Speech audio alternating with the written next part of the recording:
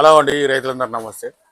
మనకు ప్రస్తుతం చూసుకుంటే ఈ 2 రోజులు మోంతా తుఫాను వచ్చి తీవ్ర నష్టం వాటిల్లే ప్రమాదం ఉన్నదండి. అందువల్ల రైతులందరూ మీరు తి జాగ్రత్తలు పాటించాలండి. మన ప మన కోత సమయంలో పొలాలు కోత సమయంలో ఉంటే ఈ 2, 3 రోజులు వాయిదా వేసుకోండి. అదేవిధంగా పత్తి తీసే వాళ్ళు కూడా ఈ 2 రోజులు మీరు పత్తి తీయకుండా ఉంటే బెటర్ అండి. ఎందుకంటే తడిసిన ధాన్యాన్ని ప్లస్ తడిసిన పత్తిని కోవడానికి ప్రభుత్వం ముందుకు రాదండి. అందువల్ల రైతులందరూ ఈ సూచనలు పాటించాలండి. ఈ మూంతా తుఫాన్ తీవ్ర ప్రభావం దాల్చేటట్టున్నదండి. ఆంధ్రలో ఇప్పటివరకే ఈ మూంతా తుఫాన్తో తీవ్ర నష్టం వాటిల్లిందండి. చాలా వరకు పొలాలన్నీ తడిసిపోయాయి. ప్లస్ పత్తులు కూడా ఖరాబ్ అయిపోయాయండి. అదేవిధంగా మన తెలంగాణలో కూడా ఈ 2 రోజులు వర్షాలు ఉంటాయని మన వాతావరణ శాఖ తెలియజేసిందండి. 29, 30 తారీఖు 2 రోజులు ఉంటాయని వాతావరణ శాఖ తెలియజేసింది. అందువల్ల రైతులందరూ మీరు తగు జాగ్రత్తలు పాటించాలండి. వర్షంలో మీరు ఇంట్లో నుంచి బయటికి వెళ్ళకపోవడమే బెటర్ అండి. అదేవిధంగా మనకు అన్ని జిల్లాల కలెక్టర్లు కూడా వారు అలర్టులు జారీ చేశారు.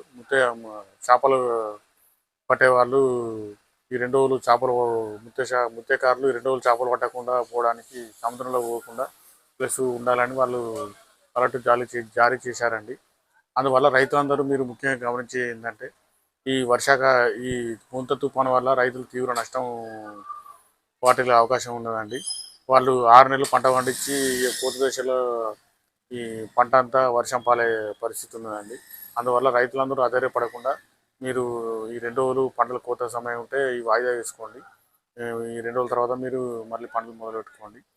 నేను ప్రధానంగా చూసుకుంటే మనకు ఏపీలో చాలా చోట్ల ఆల్రెడీ ఈదురుగాలులకు కరెంటు స్తంభాలు ఆల్రెడీ ఖరాబ్ అయ్యాయండి. విరిగి నేల కొరిగాయి.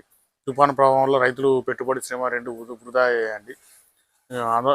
రైతులందరూ ఆందోళనలో ఉన్నారు. 3 రోజుల పాటు మీరు ఈ వర్షాలు ఉంటాయని వాతావరణ శాఖ తెలియజేసిందండి. ప్రధానంగా చూసుకుంటే మన గవర్నమెంట్ అన్ని ట్రైన్లను కూడా రద్దు చేసిందండి వర్షాల వల్ల. అదేవిధంగా కొన్ని ప్రాంతాల్లో 200 మిల్లీమీటర్ల కన్నా ఎక్కువ వర్షం పడే అవకాశాలు ఉన్నట్టు తెలియజేశారు. అదేవిధంగా పంట నష్టం సుమారుగా ఎకరానికి 20-30 వేలు ఉంటుందని రైతులు అంచనా వేస్తున్నారండి. మన రైతులు తెలియజేస్తున్నారు, అంచనా కాదండి సారీ. పంట నష్టం సుమారుగా 20-30 వేలు ఉంటుందని రైతులు వాళ్ళు ఆవేదన వ్యక్తం చేస్తున్నారండి. ఈ 3 రోజులు ముఖ్యంగా మనకు ఆంధ్రప్రదేశ్, తెలంగాణ రాష్ట్రంలో భారీ వర్షాలు పడే సూచనలు ఉన్నాయండి. వాతావరణ శాఖ అధికారులు తెలియజేస్తున్నారండి.